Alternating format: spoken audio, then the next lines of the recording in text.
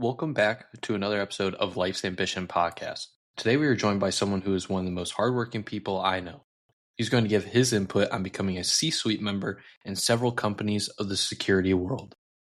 Without further ado, Dan Bresingham. So Dan, how we doing? Hey, great, Drew. How you doing? Doing great. Back in Chicago, so beating 90 something degree heat in North Carolina, so I cannot complain with that at the moment.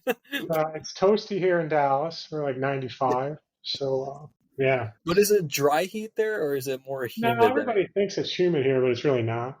Houston is, but not in Dallas. So, but it's hot. Like the summers are hot. So. I get the farmer's tan going. Maybe Irish skin, particularly bald Irish guys. You got to try to stay out of the sun. So yeah, got to protect yourself. Got to lather it on the sunscreen. I stole your dad's that golf hat he wears. That's my go-to now. Like the sombrero thing. Honestly, those are so nice, especially for the neck. Yeah. I think the neck is probably one of the worst areas to get burnt in. Yeah. If not, honestly, the back of the leg. Definitely the legs hurt the most. But the neck will sneak up on you. Yeah. Yeah. But hey, I'd love to kind of get into it because I know this will be a really good conversation and get to know more about you. Yeah. And I just want to know, what made you choose the financial world as a whole? Because there's so much to it, whether you want to become a financial advisor, planner, there's all these different things. But why choose the more financial side of the company logistics? Yeah. No, it's a great question. So when I was in college, I was always really good at kind of numbers and math. So when I was at Illinois, I went right into the business program. I always liked business. Frankly, I wanted to make money. I always thought hey, there's a bunch of different avenues to, be successful in the business world. Illinois had a great accounting program. And I also didn't want to spend I didn't want to spend more than 4 years. So back then you can get your accounting degree, sit for the CPA, and more than likely get a great job at a super high probability. So that's what kind of moved me into the accounting realm. And as I learned more, accounting is kind of the basis of, most business, and it can kind of parlay into many, many different opportunities for career. And, when you're a young kid, you don't know what you want to do per se. You don't know what you like, but it like my opinion, it opened up a big opportunity to be able to figure out what I wanted to do. I was very fortunate to, graduate from Illinois and then start with one of the public accounting firms. And I love that. A lot of people hated it just because it's a meat grinder. But I loved it. And I liked it so much. What do you mean by that?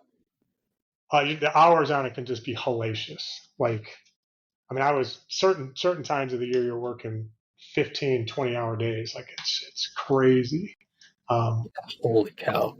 People can get burned out by that, for sure. That didn't bother me. And I like seeing different companies and kind of getting exposure to how different companies work, how different industries work, and kind of bouncing in, bouncing out. And then what the public accounting firms did a great job of just kind of giving you training and how to do stuff, how to sit down and do goals and objectives, how to have a conversation with your employees about, hey, you're doing great or you're not doing great, in a good way. And that I just enjoyed. So I did that for quite a while.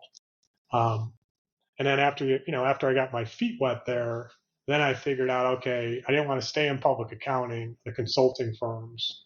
I wanted to go into the private industry and figure out, again, what to do there. And again, it just created so many different opportunities. And if you're pretty good at kind of accounting, you can figure out finance, you can figure out tax, you can figure out kind of the rest of the financial world pretty easily. I don't think you need to be an expert in anything. Because isn't accounting now a 5-year program? At some schools now I hear it's 5 years. Yeah, so definitely made it harder. Yeah. And why is that? Is there something new that was like, I guess, developed in like different programs or something? Yeah, Or I does don't. it include an MBA? No, I don't. It doesn't include the NBA. We can talk about the NBA in a minute if you want, but I think what happened was, and I don't want to cast any dispersions on my old industry, but 4 years, if you're thinking about if you're doing a 4 year degree, your last 2 years is kind of heavy accounting. So you kind of had 2 years of heavy accounting. Now you got to go past the CPA. Now a lot of people don't pass the CPA the first time around, so that's kind of extra studying. But I think what happened, like after I graduated, they had some nasty examples of where the auditors dropped the ball. You had Enron, WorldCom, like you said, just fraud, where the auditors didn't do. And I think they kind of said, hey, we really want the kids to be more trained up to try to prevent, some version of the fraud. Now, the reality is the kids, like they don't know anything about the audit anyway. They're just following steps. Like it's the people that have been doing it, the partners and the managers have been doing it for 10 years that, frankly dropped the ball. So I don't quite understand that, but yeah, they definitely changed that. That might have changed my opinion, to be honest with you, because again, to me, a big selling point of the accounting degree um, was the 4 years, and again, super high probability of a good job. Now, a lot of people just studied finance, which is not, that's more kind of running numbers and models and stuff like that, which is great. But the probability, at least back when I was your age, it was low. Like it was harder to get a good job in that than it was accounting. Like everybody needed accountants. Again, so you had a super high probability going to a top-notch school particularly if you got your CPA, getting a good job. And that was the main driver for me. Yeah, and when did you have to take your CPA? Was it right after school to allow you to do the public So accounting? what a lot of the schools did was you ended up taking it after. What Illinois did a great job on is, like my senior year was all CPA classes. Like literally every class I took was a CPA prep class. And so I What does sat it like, entail? again, just think of hardcore accounting, taxes, governance. Frank, I thought it was kind of easy, but U of I really set up their program like that. Now, most of the schools, most kids would take it after they graduated, and they would kind of study after they graduated, which I always think was hard because you got to work. Yeah. Anyway, I took it like I didn't have any finals. My final was a CPA, Hmm. and I took the CPA before the rest of so me and all the accounting guys, we took the CPA like 3 days before everybody was starting finals. Yeah, so we were at the bar partying because we were done.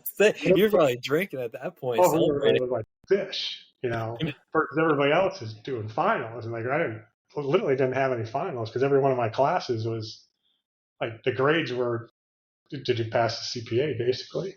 Well, which is crazy to think. It kind of sounds like you're studying for an SAT in high school, and you take the classes for it and do all that time for it. Then you take it, and then you get into a college. It kind of sounds like the same thing with CPA, where you take these classes, you study all the way for it, and then you can get a really great job. Because I'm assuming it's way better to have the certification than not at all. For sure. I think in any job you want, if you can get the certification, you should, and that always helps. Like again, in the finance realm, it means hey, you understand accounting, but a lot of it's just how smart you are, how dedicated you are to get that cert. Like in general, again, I think college grades is just a way of me judging you that you're a smart kid and you're gonna apply yourself. Yeah, And well, if like you let's get into that. I know we were talking a little bit earlier before we started is that sometimes we don't find that the 4 year degree is necessary when it comes to certain professions. Like engineering and doctors, 100% believe in that aspect. But when it comes to maybe a business degree or, we could even say GIS degree, because there were some classes that we took, but there's just so many more applications if you're in the field. Just how much more important is it for people to find those work experiences than it is actually like trying to grind out the classes and take yeah, summer classes through the summer? yeah. No, again, I think school is a way for you to try to differentiate yourself from your peers when you're interviewing. And the goal is to show that you had a better GPA than your peers, hence you're smarter and you work hard.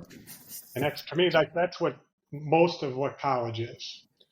Again, outside of the hardcore, again, if you're going to be a doctor, you got to study up on like, medical stuff. Same thing with engineering.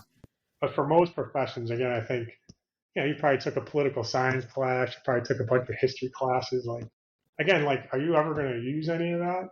No. It's just a way of, again, you kind of showing your future employer that even though you thought the class was stupid and had no relevance, you're going to gut through it and get a good grade. And again, it's just a way to kind of check the box that that you can apply yourself. And I think that's the way. Because in the business world, that's for sure kind of my sense. Like I know, like I don't use anything. The accounting was helpful, so the accounting classes was helpful, but you can learn all that, in my opinion, pretty quick. And most of the jobs that people have, you're going to have to learn some version of a new skill early on. And again, school is just a way of showing how smart you are to be able to adapt to that. And I think that's the main driver for that. Now, like I got my MBA after the fact, and like that was an example of I don't think I learned much. There was a couple classes where like that was interesting. Like one of the classes was on private equity, which is just a nuance of kind of how you finance stuff. So that piqued my interest in private equity. But most of the classes, like for even the MBA, I would say didn't learn much, but it's super helpful on the resume. Again, because what you're telling your future employer is, hey, Dan's going to do this while he's working with kids and show that he can, he's okay working 60 hours a week and then putting 20 hours a week, into school and kind of getting that certification. Again, it's just like if me and you have the exact same resume and I have MBA from a top-notch school, you're going to say, hey, Dan gets the check mark. It's because he got that extra credential. And like in the end, like to me, I always wanted to progress my career. So I said, hey, I'm willing to, spend the time and the money to do the MBA because I think it'll help my career. And without a doubt it did, because it opened up job opportunities that probably without the MBA, they maybe would have said, don't look at Dan. But anytime you got the MBA on there, again, this is for a finance type role. It's like, it shows that, that, hey, again, you're really smart. Oh, by the way, you could really apply yourself and you're a go-getter and your career is important to you. Now, what the one thing that MBA did do for me, like even as I did it relatively young. I think I was 25 when I got it. When you're a young professional going through a lot of us are shy about, is your opinion right? How vocal should you be in your opinion? Because you're 24 or whatever. You're interacting with people that could be double your age, right? Like your dad's age. And so it's just different, right? Because normally like you listen to your elders and don't push back. Now, again, in the business world, what you want is some version of a dialogue, no matter how old you are. And what the MBA did for me was just kind of verify that my logic and my thinking was kind of right, and I should be vocal, what my opinion is. And not that your boss and your peers are going to say your opinion's always right, but people want to hear your opinion. They want you to be vocal. They want you to show that you're a leader, even if you're a young leader. And that's what the MBA did for me. And so that part, I was like, oh, that was a valuable skill that maybe I wouldn't have learned as quickly. So that was the benefit of it. But so it taught you a lot of the thinking, or like the critical thinking aspects of, I hear what my superiors are saying, but I also think, let me chime in some of my ideas to create your own leadership role, like you were saying. yeah. And then that will help you kind of progress through the ranks, because everyone wants to get through them quickly, and like, because starting out you're doing the grunt work, that's all good, but it's about how fast can you progress, or how quickly can you see yourself in a leadership position. And for you, it sounds like it's very much contributing ideas when you can and going from there. Yeah, and then having the confidence to not be shy about it. Again, like for me, confident. I was kind of a shy kid. I didn't like doing the presentations, all that stuff. So getting me to say, hey, my opinion matters, and being confident, to my bosses and the boards and all that was really important. And the MBA definitely helped with that for sure. And so you got your MBA a few years after you graduated from Illinois, and then you were in your first job. So you were doing both side by side, working and doing your MBA.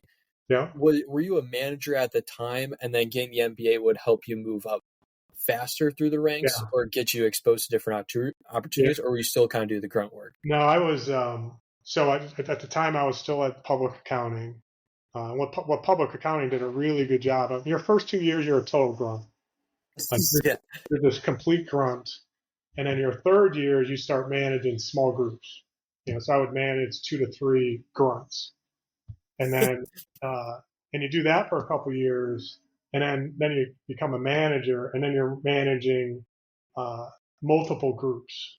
And again, like to me, that's just, and so that you have to learn management skills like really quick, because again, you think you've only been working 2 years and now I got to manage you as a young kid. And now, again, the public accounting firms, they just do a great job of that, of kind of forcing you into leadership roles. And what I've learned from being public accounting and through even post all that, even all the other jobs that I've had, my advice to be every young kid coming out, and frankly everybody, like your goal when you first come into the workforce, no matter what it is to be the best individual contributor you can, like the expert in whatever it is you're doing. If it's accounting, you're the best accounting person. If it's political, like whatever it is, like you're an individual contributor. But if your boss says, "Hey, Drew, I need this from you," you give it to him like super quick. It's accurate and it's just spot on. And once you become like the master at your individual skills, then the trick is, hey, how do you transfer that into becoming a great leader or manager? And like those skills are different. Like not everybody can transition that effectively at all. Like there's lots of great people in the workforce who are fantastic individual contributors who can't manage anybody. They just can't. But the best people, again, kind of start off as great individual contributors, and then they figure out kind of the right leadership style for them, and how do you parlay that into making a great team. And then, sitting down with the young contributors and say, okay, I need you to be the best expert, and then over time get you skills to help manage people. And that's what in the business world, like that's always the advice I give to everybody kind of coming into the workforce. And I also believe like it's an old school, but being the first one in the office and the last one to leave, like in the early days, I just think like that's how you prove that you're the best individual contributor.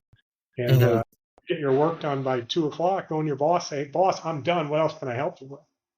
And kind of wearing your boss out that, "Oh my God, Drew is just wearing me out because he keeps spitting out work faster than anybody else. Like Drew's a superstar."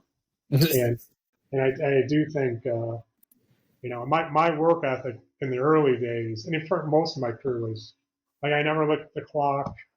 At one point I think at one point at Arthur Anderson, I think I had the record for the most hours of OT. Like they were worried about it.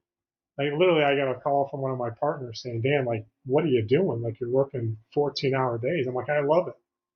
And now I got to prove to everybody that this is what it takes.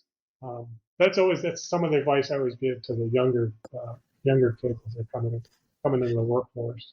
And it obviously sounds very familiar to my dad, where I can very much relate to it. And what I've seen out of him is like when he's working for Athletico, growing up, it was always he's up at 5 a.m. He doesn't get back till like 8 at night. And that's just straight work ethic, gaining clients and people to just move around. And then you great relationship with doctors. And then slowly, like upper management sees it, and then you kind of keep moving through the ranks. And I was wondering for you, it sounded like you learned a lot in the public finance section. What made you switch to the private? Because it sounded like things were going good, and then you were moving up. But what made you switch over to the private Yeah. side of So things? again, public accounting is tough because unless you're going to go for the partner thing, you kind of plateau on your earnings potential. And Oh, okay. making partner in the consulting world, it's just hard. So it's a limited number of people that can do it. And then as you progress up the career, they ask you, like, you kind of get more into a sales role where you're going out, trying to get clients. And that wasn't Yeah. something that I enjoyed back then. Now, actually, I do, but back then I didn't. Um, so I ended up following one of my customers to go work for him at a small company in Chicago. But that's what, and I was, and then also I was traveling a ton. We were having Ryan. So I'm like, if I can not travel quite as much and throw my hat into the corporate ring. And working in a corporate setting is different because, in the consulting thing, you're seeing different clients all the time. Like your environment changes, the people you work with changes. So it's kind of this, you almost have like a new job every couple of months. And But that can be exciting in a sense yeah, as well. it's fun because you're meeting new people. Now, sometimes there's different headaches with that because Yeah. you might get people that you don't necessarily like to work with. You might get a customer that you don't like. But you always know you're kind of in and out. When you go to the corporate setting, you're kind of showing up at the same place every day. And for better or for worse, you're working with the same team every day. And again, it kind of lets you figure out longer term, how strong is your team? Where do you need to, upgrade the team, or where do you need to help team members get better? And it just kind of lets you think more long term. But I've been out of the consulting thing for what 20 years now, and all in a business setting. But I've enjoyed it. Like that's been fun for me. And Yeah. So what brought you, or obviously that brought you to the private sector. Private's not necessarily partners. Is it more just like, oh, you get to move to the C-suite class, which were eventually where you got to? And yeah, was that just like you become manager, senior manager, and then just kind of keep moving yeah, up? yeah. So in the private world, I think I started as a I don't know director or something. I think I started director of internal audit actually, my first company. Uh, and then I became VP of kind of finance. Uh, but no, to your point, you start as a manager or director, and then the goal is just to kind of keep going up. And outside of the last, call it 7 years, I've been in a financial role. And in the financial role in a corporation, your goal is to learn as much of the finance activities as you can, right? So I always knew accounting, so that was kind of easy. But I had, again, I learned internal audit. I did accounting. I learned how to do tax. I learned how to do AP. I learned how to do FP&A, which is kind of budgeting and planning. I learned how to do collections. So as you broaden as you get more responsibility, you get more stuff that you've learned, and that's how you progress up. And then ultimately, I became CFO for one of the businesses. And what CFO means is just you're responsible for kind of everything financially for the company. Um, but the main goal of the CFO is to really be the partner of the CEO. And how do you improve the business?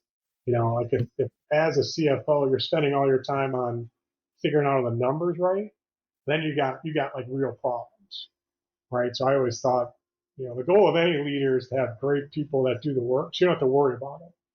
Yeah. So I was like all the companies that I was CFO for, I had a great controller that spit out the financials, and that means they're accurate.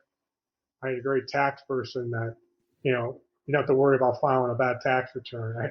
I had a great FP&A person that did the budgets, and again, similar, you kind of let them do the really hard work, and your job is to review it, to ask them good questions, and make sure that they have the resources they need to be successful.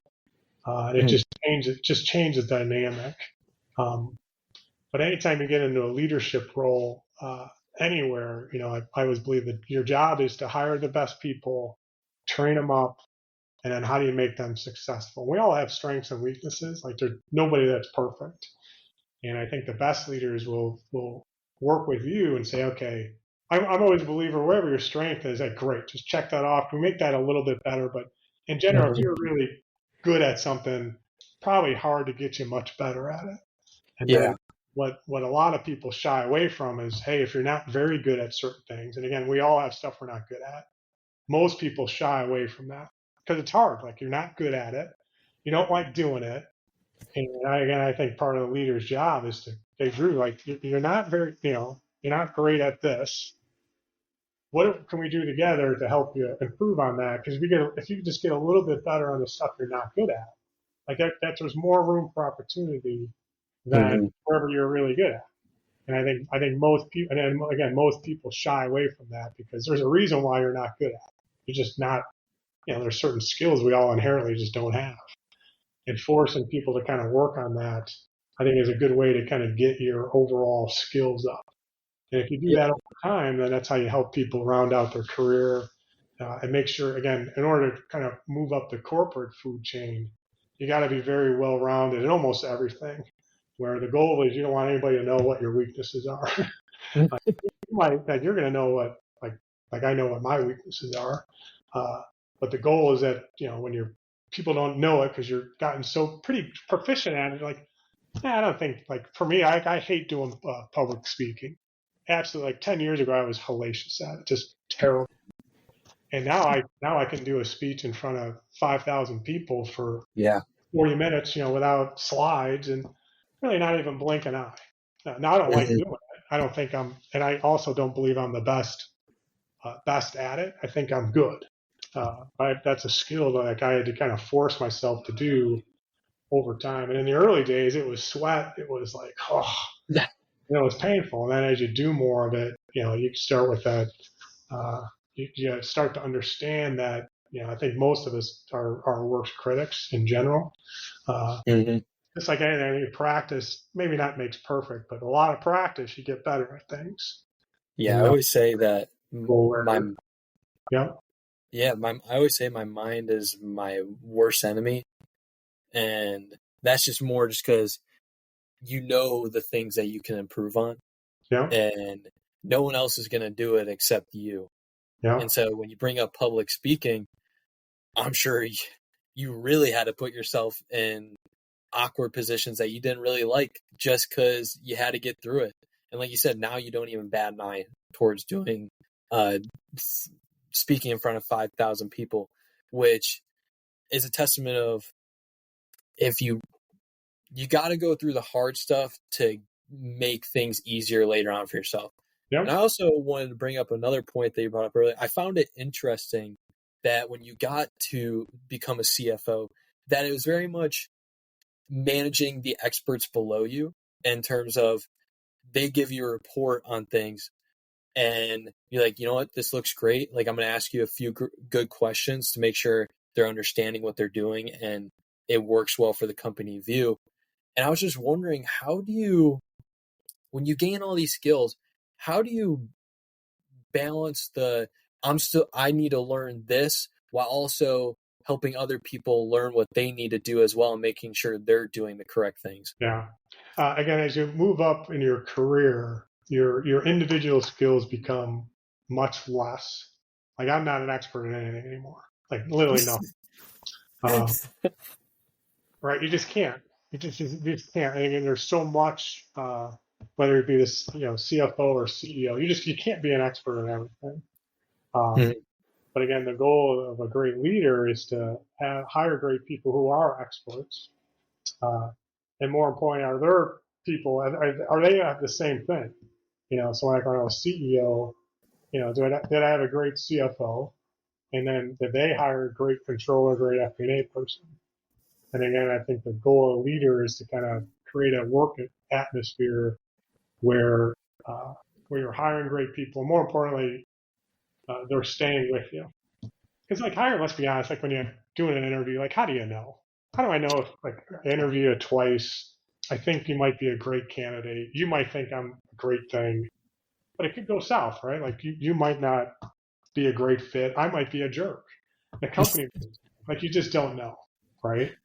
So it's hard to interview people, hard to just, know is that going to work? And it never, I think a lot of people beat themselves up because either they hired somebody and it didn't turn out, or you accepted a position and it didn't work out. Like, hey, you don't know. It's like speed dating. It'd be like the equivalent of you dating somebody 3 times and then getting married. You're like, how do you know, right? Because you Yeah. don't have the benefit of time to understand kind of all the nuances, right?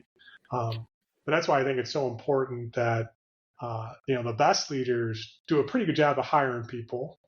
A lot of times you end up inheriting people just because that's the way business is. Yeah. And then working with individuals. Like I'm a huge fan of goals and objectives. So and not just annual, which I think a lot of companies do. Like the annual goals, I think are BS. Because how do you know? Like most Yeah. companies, you do annual goals and then you talk about it once a year, and it's nebulous. But if you set up good goals and objectives at the beginning of the year, and then me and you are having a conversation, call it monthly, and how are you doing? With metrics, then we can have a discussion. Where at a minimum we've had 12 discussions where I'm like, hey, Drew, 12 for 12, you did great. You're an A plus. Here's why. Or at the end of the year, hey, Drew, like throughout the year, we had 12 discussions and they didn't all go so good. And you can kind of use, again, and then you use that, not so much to beat up the employee, but to help them get better. And even for the rock stars, if you're having those conversations, most people want to get better. Most people want to prove to you how good they are. And particularly the go-getters they want to make more money. They want to get the better titles. So it's like, okay, hey, Drew, if you do this for me, then I'm going to work on getting you a better title and better pay and Yeah. prove how good you are. And it should be a win-win. And that's how you get great performers to do more. And then you have some individuals that they're okay just coming in 9 to 5. They're good performers, but they are okay with what they're doing, and they're going to do that for the next 10 years. And if they're pretty good at it, like, that's fine. There's no harm, no foul in that. But you're not going to spend a bunch of time with that individual saying, hey, how do we make them better? And push them Yeah. because that's not what they want. And Mm-hmm. then unfortunately, you get other individuals where they're just struggling. Like they're not putting in the time, they're not putting the energy, they're just not meeting expectations. And those are the ones you got to work with really hard on because the tough part about business is we're getting paid to deliver results, and sometimes people don't deliver the results. You gotta sit down with that individual and say, hey, you're not cutting, and here's why. And I expect you to get better. And if not, we might have to part ways. And those are hard conversations that no one Yeah. wants to have. And again, like really, really good leaders will force that discussion. The poor leaders, they just avoid it. And then again, then you get the results of mediocre results because you're not forcing the conversation and saying, hey Dan, like you're just not living up to expectations. And unless you're going to improve, and we're going to work on that together, then I might have to find a different person to take your role. Like that's hard. Is that? It's a Yeah. dog. But that's the business world. And Yeah. Is that how you, like, especially you're the CFO for major companies like ADT and Evron? Like, how is that what the approach that you had when helping these just major companies when trying to accomplish their goals, like the yearly, annual, like total revenue or whatever they're trying to do, is by having conversations with these individuals to make sure that they are growing in their skill set. And even if the ones that are bad, you're talking to them, trying to get them yeah, back on track. yeah. Again, to me, that's a huge driver for great results. So the CEO, the CFO, the board, you're going to put together kind of the objectives for the year. What do you want to do different? And then you kind of use that to cascade down to all the employees and develop against specific goals for everybody that kind of align with what the corporation's trying to do. And again, just like religious on forcing a conversation, preferably monthly. It's like, okay, tell me what you did last month, tell me what we're going to do next month. And again, if you have some numbers or metrics to show, like the easiest one, frankly, is sales, right? You think typically in the sales world, you get a quota. Your compensation is based on how much you sell. And you can probably, almost always very quickly tell who's the best sales guy and who's not. And it's just easy, right? Because it's performance based. Well, then you take other, let's pick on accounts payable. Every business has an accounts payable person that processes invoices to go pay. Well, again, how do you, that's not as tangible, because how do I know that you're a better AP clerk than I am? Yeah. Data or metrics around it. So depending upon the role, it's harder. A lot of times it's hard to put together those metrics, but you can almost for everybody. And again, how do you work on those goals and metrics for individuals and say, hey, again, how do I get a little bit better performance? The best business, I think, get a little bit better every day. You get a little bit better every day, then you've probably got a darn good business. And how do you get a little bit better every day? So we got to think of better ways to get smarter, faster. Sometimes it's putting in a new system, but more often than not, it's just good old-fashioned hard work and prioritizing for the employees. Like, hey, here's what I need you to do. Here's what I need to focus on. I guess I really wanted to ask you is, it makes a lot of sense now when I'm thinking about a conversation I had previously. It was with this woman named Joan Schaefer, and she talked about these 360 views for an entire company and about how a lot of the companies have in their top-down structure, the culture was the same. Like if you talk about 3 leadership qualities, whether that's people who have integrity, hardworking individuals, and people who want to grow. Yeah. If that's the C-suite level people, then it's shown all the way throughout because they set the tone of, oh, I'm going to hire this person, I'm going to bring in this person in, and then they kind of have the same qualities and it goes all the way through. Yeah. And so when you talk a lot about how you're having these conversations with individuals and you're understanding how are they going to work with you, how are they then going to work with others, it makes a lot of sense. And for you, I was wondering, when you're at these positions, is that one of the most rewarding aspects for you, is seeing a culture develop from the inside, especially at the top level? You're seeing everything trickle all the way down to get the productivity that you guys need. Yeah, I use the analogy, Drew, if the company is like the best sports team you've ever played with, then you've got something special, right? Like if the guys, we and you both played hockey, so whatever the best team you were on, the guys in the locker room are having fun. In some cases, you're fighting. In some cases, you're literally throwing down fisticuffs because you're so angry at your teammates. But you kind of get over it. You got to do what you got to do. You fight it out, but then you go out on the ice and you kind of just kick butt, take names. And then after the game, you have a good time. Everybody kind of gets along.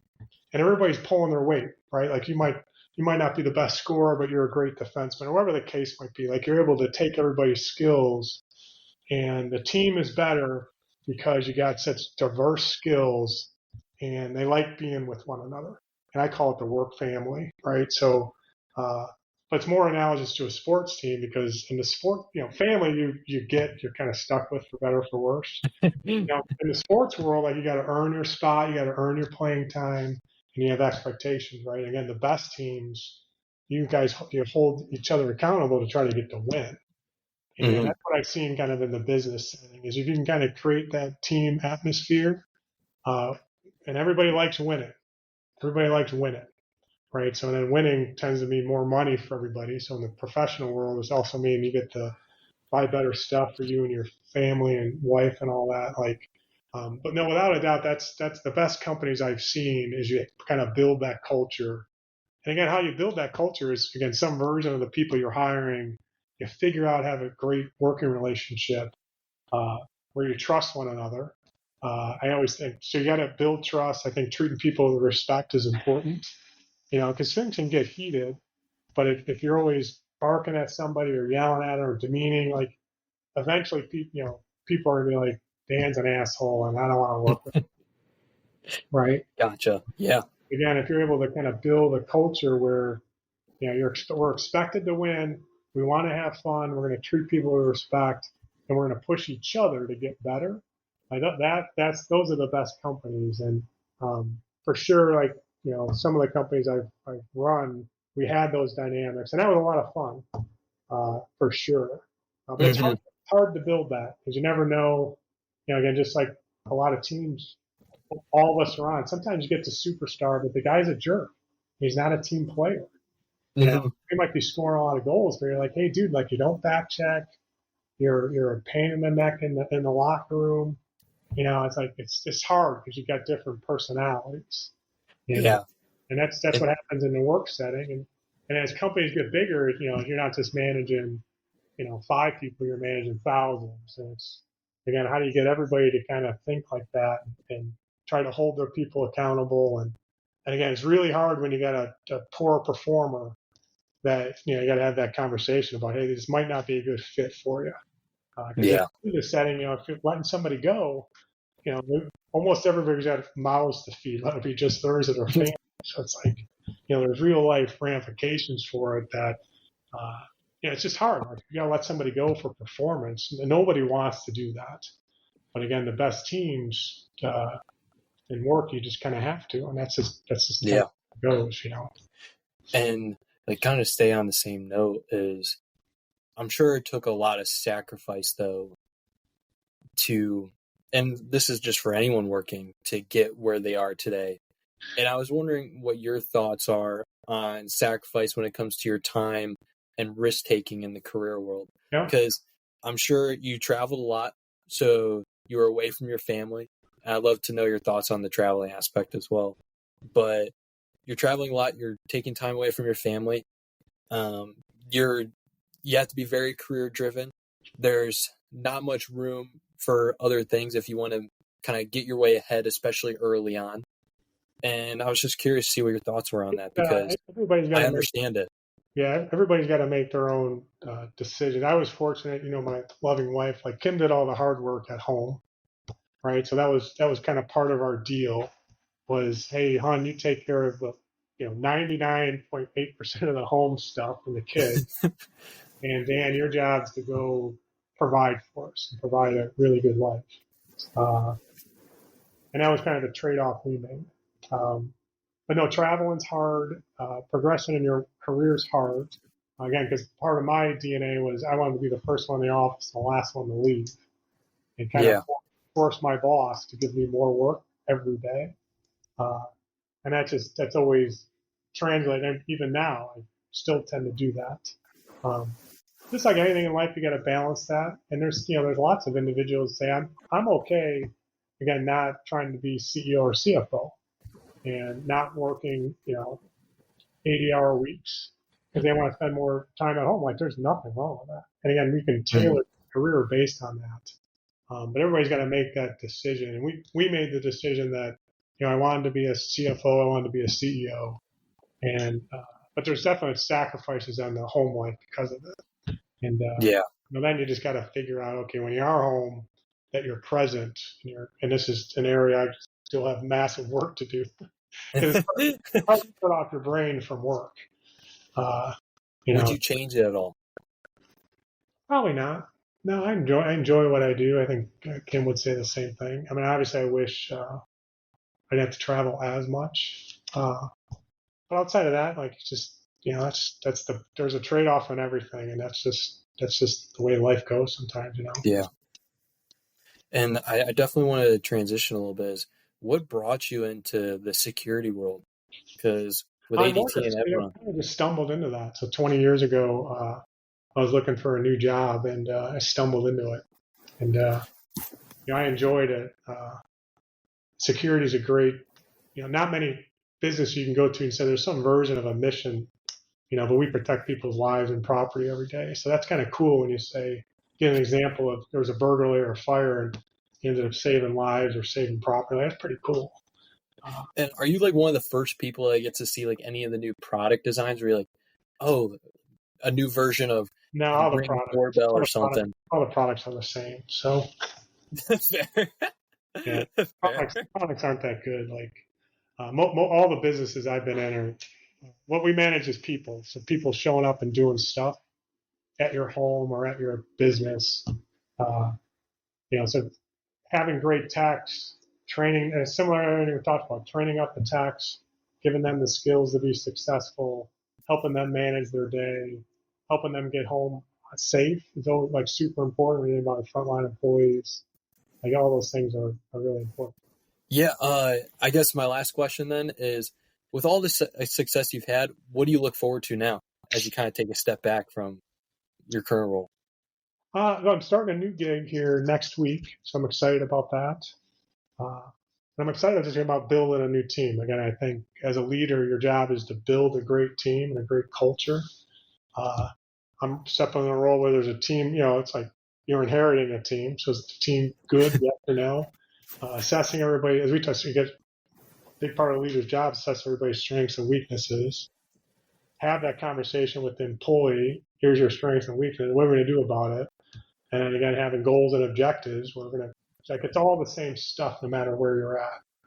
And again, Awesome. building that great team. I'm excited about it. So awesome. Well, thanks for joining the show, Dan. I know there was one more. There's a listener that was wondering, who's the better hockey player, you or your brother? Depends on your definition. I was more of a probably should have been a football player and a hockey player. But that's awesome. Good question. I gotta go, but I appreciate it. All good. Appreciate it, Dan. Thanks again for joining. Hey everyone, thanks for tuning in today's episode. I'm fortunate enough to share these amazing people with you. If you'd like to support the show, you can follow our Patreon, which can be found going through our website link listed below, or place a 5-star rating depending on what platform you are listening to. Thanks again, and catch you in the next episode.